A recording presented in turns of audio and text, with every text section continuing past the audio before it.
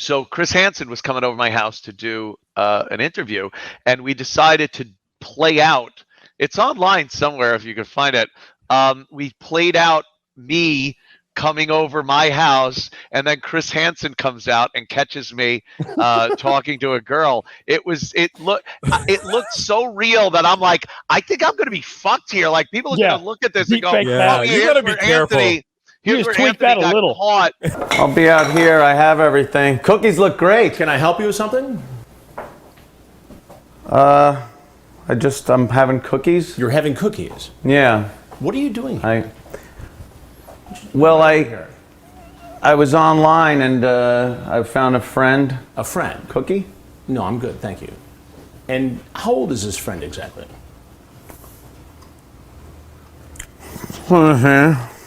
How old? 13. Why did you think it was appropriate to come into this house in a beautiful suburb in Long Island to try to have an inappropriate relationship with a girl you thought was 13? Well, who the hell are you? Doing the fucking. Because you know what they could do? They could take some of like Chris Hansen's voiceover from all the other episodes and just pipe that in. Yeah. And we did that to Chris once also. We took audio of him reading the transcripts.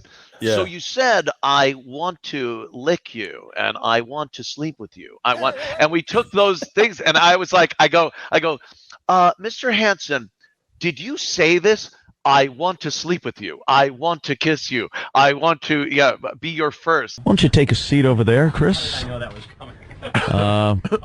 Enjoying the cookies and lemonade? Well, you know, we had brownies at the last... Take a seat. Brownies, did you? Brownies. Exactly. So what are you doing here?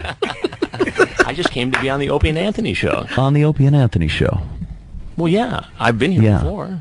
You've been here before. So you've done this before. No, you're supposed to say, it's not your first time.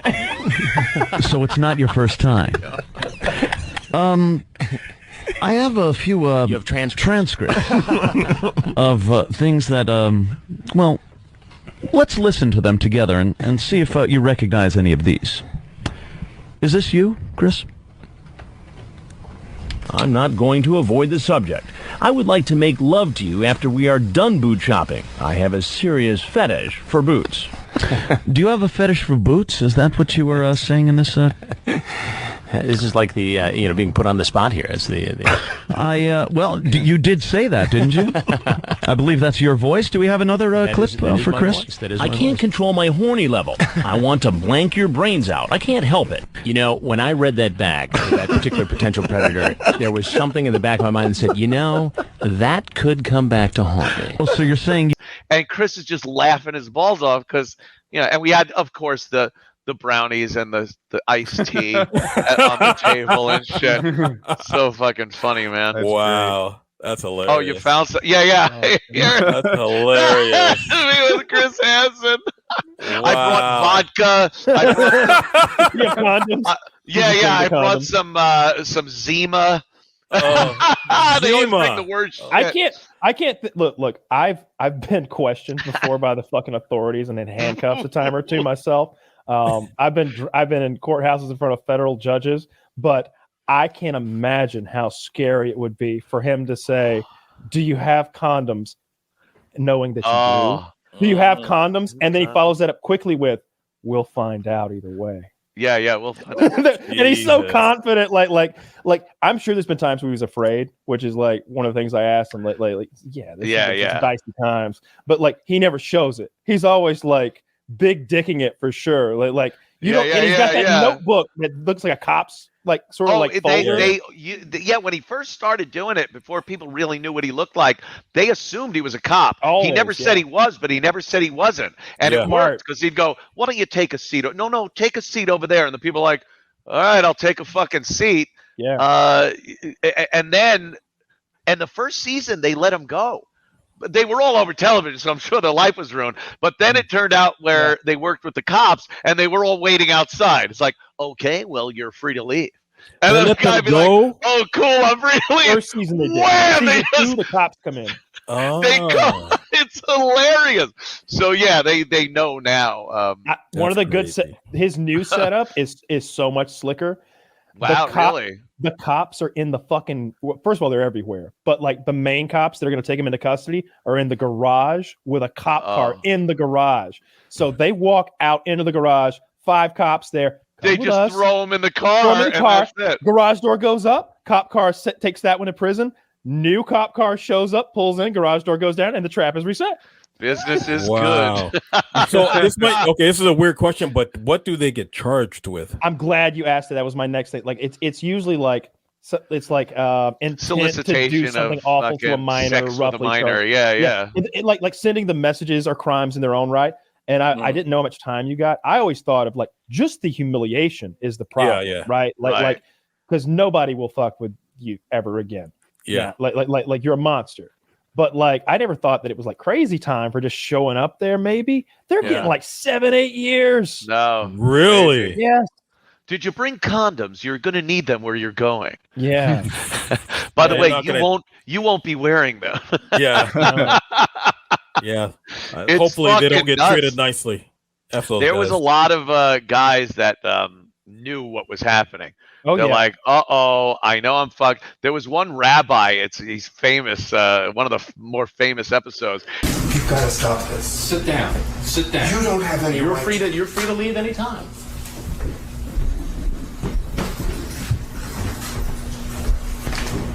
We got phone calls from him for months. And he was downright mean. He blamed us for his situation. And he goes, well, you're free to go. He goes, I can't. I know there's cops. He starts crying. They get him out there, and the cops just tackle him. Stay. Like there's nothing the guy could have done. Chris has no mercy. You could literally walk out the door and go, I know the cops are here. You don't need to do anything. I'm going to wham, you get bowled over. I would just go upstairs, pull the covers over me. I'm not going. One of my favorite takedowns. The best takedown of all time, though. The guy starts running, and out of nowhere, there was a cop in a fucking ghillie suit laying flat in the lawn, and he pops up and grabs. Once he gets his clothes back on, he walks outside and is arrested by that camouflaged officer. Police on the ground!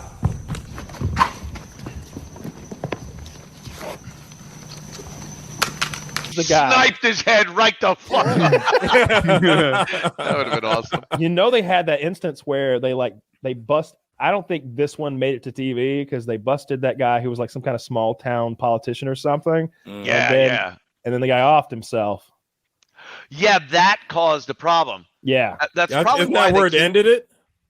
Yeah, it ended that and NBC. Another thing that I probably isn't even nice to talk about. Actually, that's not that bad. You know, Chris had that affair. It was that was the other thing. Yeah, that was another thing. And then there was the check thing, the bad check thing to buy merch for the company.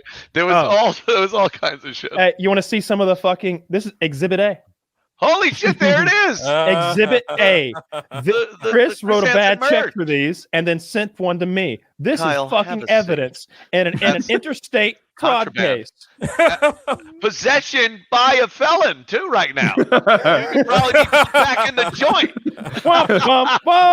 No, they took care of all this. One of the proudest moments of my career is when an Opie and Anthony fan got caught on Chris Hansen's show. Oh, and it was it was no, he's sitting there and he's talking. He goes, "Do you know who I am?"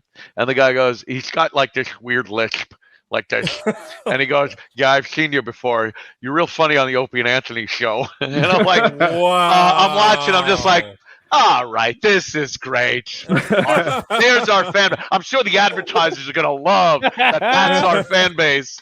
Yeah. I was like, great. But yeah, I've laughed with Chris about that one. Yeah, your fan base. Met one of your fans the other day. You know what? Like one doesn't really mean anything. One could be an aberration. If there's ever a second. Oh yeah. That is true. Look, it just shows like, hey, we got fans. That's a big reach. That's how you pitch it. But That's if how you there's pitch it. Can you two, believe the right? amount- Chris Hansen only busted 37 pedophiles last year, and 2 of them knew our brand. Yeah, that's a problem. That's reach. I hear if there's one of something, I've always heard this. If there's one of something, it doesn't necessarily mean there's 2. If there's 2 of something, there are probably more, which is kind of an interesting take on things. So 1 doesn't mean anything. 2 means there's probably 1,000. Yeah. Either subscribe, donate, or get the fuck out. That's right, fat boy.